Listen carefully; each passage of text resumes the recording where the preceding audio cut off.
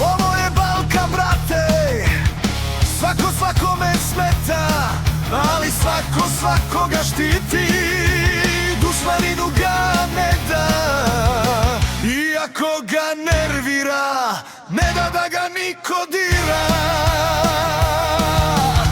Ovo je, brate, Balkan, tu su ti ljudi, tvrđi od kamena.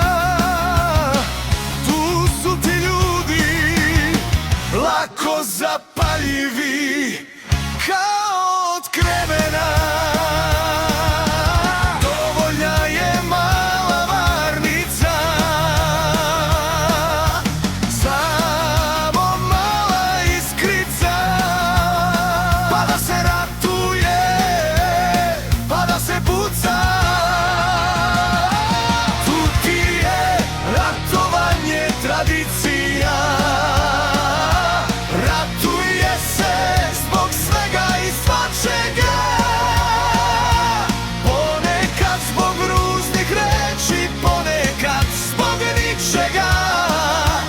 Nije to neka filozofija.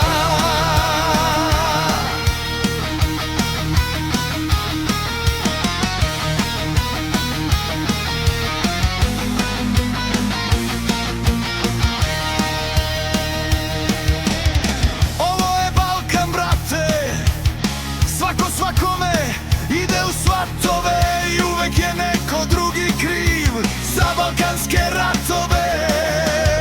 Ali Balkanci su ti duša od čoveka,